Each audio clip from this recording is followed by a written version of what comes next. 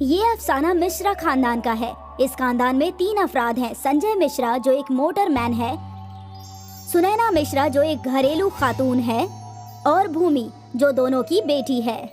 अरे बेटा, खाना खा लो ना। देखो, ऐसे खाने से इनकार नहीं करते। अम्मा, मैंने कहा था ना मुझे ये सब्जी नहीं खानी। लेकिन बेटी, ये गिजाइयत से भरपूर है, ऐसे खाने को इनकार नहीं करते। मुझे नहीं खाना है। सुनिए ना, आप ही अपनी बेटी को खाना खिलाइए। ये नालायक मेरी एक नहीं सुनती। अरे बिटिया, ऐसे अम्मा को सताया ना करो। अच्छा ठीक है, अगर तुम अच्छे से खाना खा लोगी तो मैं तुम्हें आइसक्रीम खिलाने ले जाऊंगा। यकीनन? हाँ बेटा, यकीनन। ठीक है, खिलाओ अम्मा।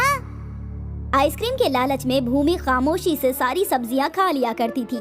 जैसे ही उसका खाना खत्म होता, अब्बा, मैंने खाना खा लिया, अब चलिए आइसक्रीम खाने।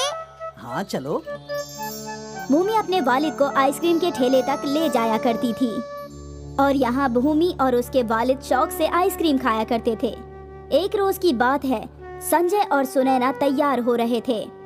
भूमि, हम 3-4 घंटे में लौट आएंगे, तब तक तुम्हें पूरे घर का ख्याल रखना है। ठीक है अम्मा, वैसे भी अब मैं बड़ी हो गई हूँ। हाँ हाँ, तुम्हारा तो कद भी बढ़ गया है। हाँ अब्बा, ये देखो। अब आप दोनों का हो गया तो चले हम। हाँ चलो। भूमि बेटा, नामालूम शख्स के लिए दरवाजा मत खोलना। ठीक है अम्मा, मुझे भूख लगेगी तो खाना बावर्ची खाने में है। नामालूम शख्स को घर में ना आने दूंगी, मुझे सब याद है माँ। आप बेफिक्र होकर जाइए। ठीक है, अलविदा बेटा। अलविदा अम्मा, अलविदा अब्बा। संजय और सुनैना अपनी बेटी को अलविदा करके निकल गए, लेकिन उन्हें इल्म नहीं था कि ये उनकी जिंदगी का आखिरी अलविदा था। हाईवे पर संजय और सुनैना की मोटरसाइकिल को एक तेज रफ्तार ट्रक ने ठोक दिया और उन दोनों की मौके पर ही मौत हो गई। जब भूमि ने अपने वालिदैन की लाश देखी तो उसे गहरा सदमा लगा। 7 साल की भूमि यतीम हो गई।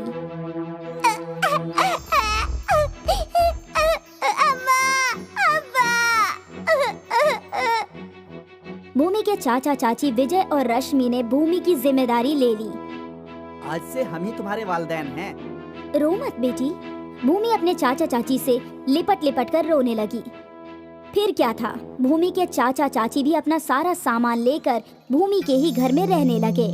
कुछ रोज तक भूमि की चाची भूमि का अच्छे से ख्याल रख रही थी, लेकिन जैसे जैसे वक्त गुजर गया उनके बर्ताव में तब्दीली आ गई। अरे ओ मल्लिका, तुम्हारी प्लेटें कौन धोएगा? अब क्या तुम्हारे लिए मैं एक नौकरानी बनूं? नहीं चाची जान, मैं धो देती हूँ। वक्त के साथ रश्मि भूमि के साथ और बुरा बर्ताव करने लगी। वो रश्मि से घर के सारे काम करवाया करती थी। अरे उठ जा मल्लिका, सुबह के 7 बज गए हैं, अब तक घर में झाड़ू नहीं लगी। अब क्या झाड़ू लगाने का काम भी मैं ही करूं? अभी लगाती हूँ चाची जान। भूमि दिन भर घर के सारे काम किया करती थी। भूमि की चाची उसे स्कूल भी नहीं जाने देती थी। भूमि अक्सर अपने कमरे में बैठकर रोया करती थी। अम्मा, मुझे तन्हा छोड़कर क्यों चली गई? तभी उसकी चाची जोर जोर से चीखने लगी। अरे बदजात, कहाँ मर गई? तुझे कहा था ना कुएं से पानी भरने के लिए। आई चाची जान। भूमि घड़ा लेकर आंगन वाले कुएं पर गई। उसने बाल्टी अंदर डाली और फिर बाल्टी खींचने लगी, लेकिन बाल्टी कहीं अटक गई थी। ये कहाँ अटक गई?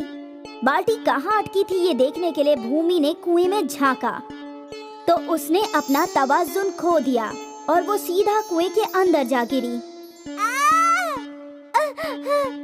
भूमि खौफजदा थी, लेकिन कुएं के अंदर तो एक हैरत अंगेज जादुई दुनिया थी। मैं कहाँ हूँ? मेरा इंतकाल तो नहीं हो गया? नहीं बेटा, तुम कुएं की जादुई दुनिया में हो। कुएं की जादुई दुनिया? हाँ बेटा, इस दुनिया में तुम्हें किसी चीज की कमी नहीं होगी। तुम्हें जो चाहिए सब यहाँ हासिल होगा। मुझे तो मेरे वालिदैन चाहिए। भूमि के ऐसा बोलते ही भूमि के वालिदैन वहाँ हाजिर हो गए। बिटिया, भूमि दौड़कर अपने वालिदैन से लिपट गई। आपने क्यों मुझे अकेला छोड़ दिया? काश मेरी भी आप लोगों के साथ मौत हो जाती। ऐसा नहीं कहते बेटा, मुझे इल्म है कि तेरी चाची तेरे साथ अच्छा बर्ताव नहीं करती, लेकिन तुम फिक्र मत करो, हम हैं ना। क्या आप लोग वापस नहीं आ सकते? नहीं बेटा, लेकिन तुम जब चाहो हमसे मिलने यहाँ आ सकती हो। तुम्हें भूख लगी है ना? भूमि के सामने ढेर सारे पकवान आ गए। बिटिया आ बैठ। सुनैना ने अपनी बेटी को बड़े प्यार से खाना खिलाया।